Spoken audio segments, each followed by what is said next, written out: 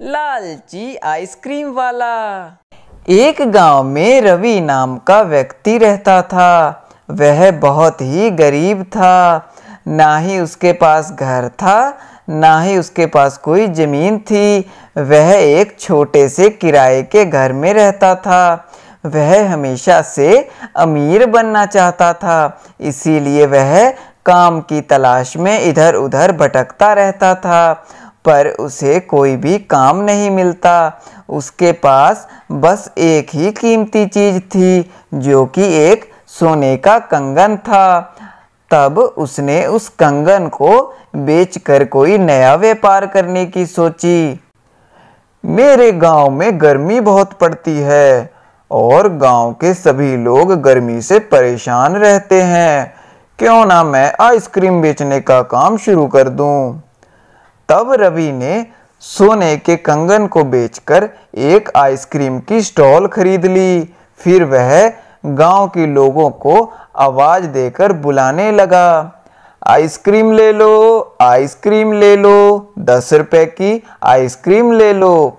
उसकी आवाज सुनकर गांव के लोग और बच्चे उसके पास आइसक्रीम खाने के लिए पहुंच गए। क्या बात है रवि, तुमने नया व्यापार शुरू कर लिया। बहुत अच्छा किया तुमने। अब गर्मी से हमें और हमारे बच्चों को कुछ राहत मिल जाएगी। धन्यवाद भाई साहब। बताओ कितनी आइसक्रीम दूं? तुम 3 आइसक्रीम दे दो, एक मेरे लिए और 2 मेरे बच्चों के लिए। ठीक है, दे देता हूं भाई साहब। इस तरह रवि का व्यापार अच्छा चलने लगा।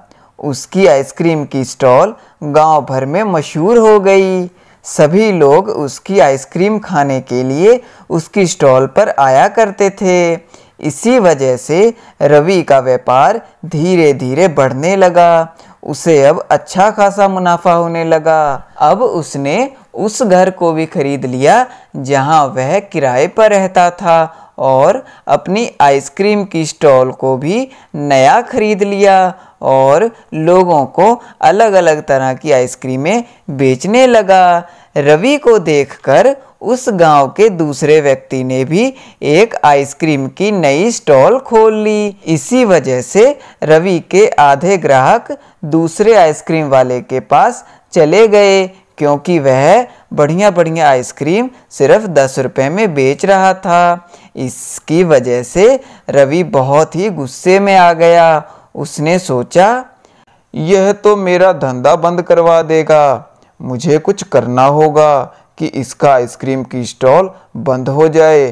पर मैं ऐसा क्या करूं कि इसकी आइसक्रीम की स्टॉल बंद हो सके?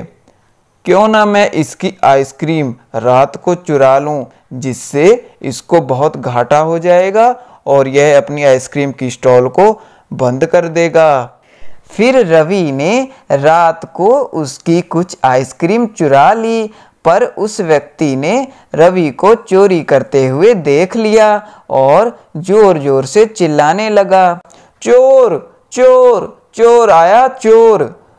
उसकी आवाज सुनकर गांव के लोग उसके पास पहुंच गए और उस व्यक्ति ने गांव वालों को बताया कि रवि ने उसकी आइसक्रीम चुरा ली है। तब गांव वालों ने रवि को पीटा और उसकी आइसक्रीम की स्टॉल को जला दिया। रवि को अपनी गलती की सज़ा मिल गई। तो बच्चों, हमें इस कहानी से यह शिक्षा मिलती है कि लालच एक बुरी बला है। यह हमें बर्बादी की ओर ले जाती है, जैसा कि रवि के साथ हुआ। तो हमें कभी भी लालच नहीं करना चाहिए। अगर यह कहानी आपको पसंद आई है तो इसे लाइक करें और हमारे चैनल को सब्सक्राइब करें, साथ ही घंटी के बटन को दबाना ना भूलें। लालची चाय वाले की कहानी। बहुत समय पहले की बात है। चिरमपुर गांव में बिरजू नाम का एक गरीब व्यक्ति रहता था। पढ़ा लिखा ना होने के कारण उसे कहीं भी काम नहीं मिलता। ना ही वह खेती करना जानता था, ना ही उसके पास ज़्यादा पैसे थे कि वह अपना व्यापार खोल सके। बिरजू काफ़ी आलसी भी था। किसी भी काम को करते समय उसे बहुत आलस आता था।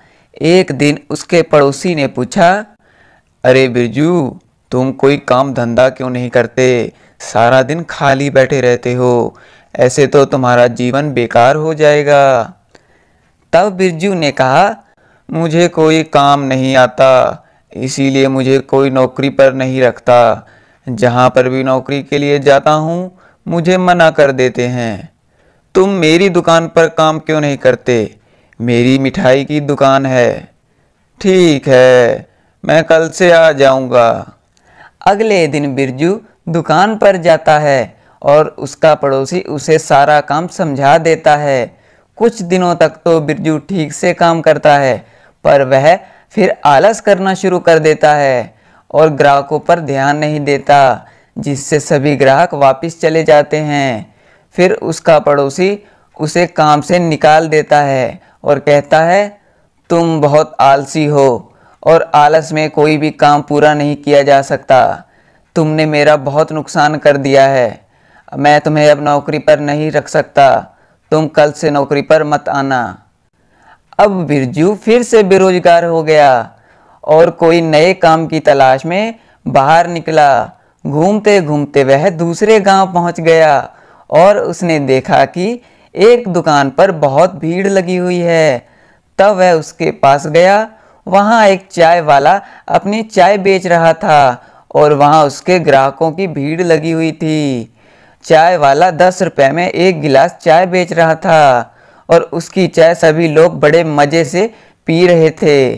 तब बिरजू ने सोचा, क्यों ना मैं भी चाय बनाने का काम शुरू कर दूं। इसमें मेरा मुनाफा भी अच्छा होगा और मेरी लागत भी कम लगेगी। ऐसा सोचने के बाद वह चाय वाले को देखने लगा कि वह चाय कैसे बनाता है। उसने देखा चाय वाला बढ़िया दूध, चाय पत्ती और मसाले का प्रयोग कर रहा है और उसमें अदरक इलायची भी डाल रहा है, जिससे उसकी चाय बहुत अच्छी और खुशबूदार बन रही थी। कुछ देर देखने के बाद बिरजू चाय बनाना सीख जाता है।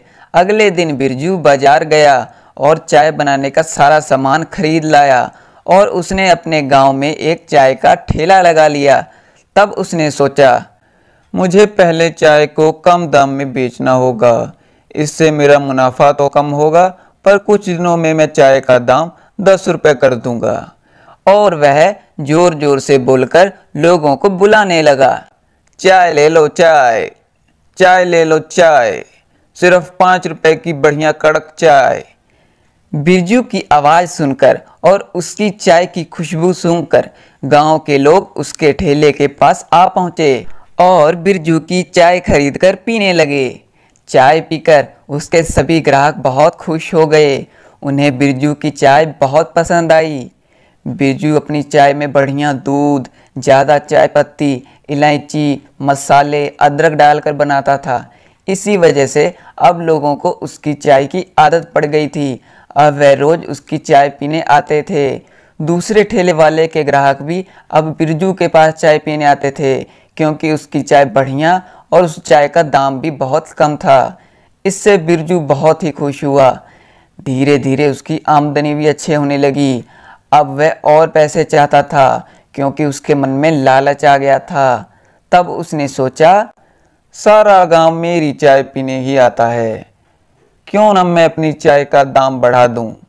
क्योंकि गांव में कोई दूसरा चाय वाला भी नहीं है, तो सारे मेरे पास ही चाय पीने आएंगे। अगले दिन से बिरजू ने अपनी चाय का दाम 10 रुपए कर दिया। उसके ठेले पर लोग आए और बिरजू से चाय मांगी। बिरजू ने कहा, अब चाय 10 रुपए की हो गई है। लोगों ने पूछा, कल तक तो 5 रुपए थी और आज 10 रुपए क्यों हो गई? तब बिरजू ने कहा, दूध और चाय पत्ती महंगी हो गई है, तो मैं क्या करूं? लोगों को बिरजू की चाय की आदत पड़ चुकी थी, तो वो भी क्या करते। तब सभी लोग 10 रुपए देकर एक गिलास चाय पीने लगे, जिससे बिरजू और भी ज़्यादा खुश हो गया। पर उसके मन में लालच अभी भी कम नहीं हुआ। वह और मुनाफा चाहता था। वह चाहता था कि उसे ज़्यादा से ज़्यादा पैसे मिले कि वह अमीर बन जाए। तब उसने सोचा, मुझे इससे भी ज़्यादा पैसे चाहिए, पर अब मैं अपनी चाय का दाम नहीं बढ़ा सकता, क्योंकि लोग फिर मेरी चाय पीने नहीं आएंगे। क्यों ना मैं चाय में दूध कम डालूं और पानी ज़्यादा डालूं, चाय पत्ती और अदरक भी कम डालूं। इससे मेरा मुनाफा बढ़ जाएगा और मेरी लागत भी कम लगेगी। और कोई गांव में दूसरा चाय वाला भी नहीं है, सभी मेरे पास ही आएंगे। तो फिर वह अगले दिन से यही सब करने लगा। वह चाय में दूध कम डालता, चाय पत्ती कम डालता और मसाले अदरक भी कम डालता। जब उसके पहले ग्राहक ने चाय को पिया तो उसे चाय पसंद नहीं आई और वह बिरजू को बोला, आज तुम्हारी चाय में पहले जैसी बात नहीं है, वो बिल्कुल भी स्वाद नहीं लग रही, थोड़ी अजीब ही लग रही है। तब बिरजू ने बोला, नहीं नहीं, मैंने तो वैसे ही बनाई है, दूध ही नहीं बढ़िया होगा। फिर सभी ग्राहकों ने बिरजू की चाय को पिया और उन्हें चाय थोड़ी अजीब लगी। उन्होंने बिरजू से कहा, आज तुम्हारी चाय में पहले जैसी बात नहीं है, स्वाद ही नहीं आ रहा। बिरजू ने फिर से वही बहाना बनाया कि दूध ही नहीं बढ़िया है। 2-3 दिनों तक यही सिलसिला चलता रहा। गांव के लोग रोज बिरजू को यही बात कहते कि तुम्हारी चाय 2-3 दिनों से अजीब लग रही है। क्योंकि गांव में कोई दूसरा चाय वाला भी नहीं था तो ग्राहक भी मजबूर थे, वो कहाँ पर जाते। तब एक ग्राहक ने सोचा, कुछ तो गड़बड़ है।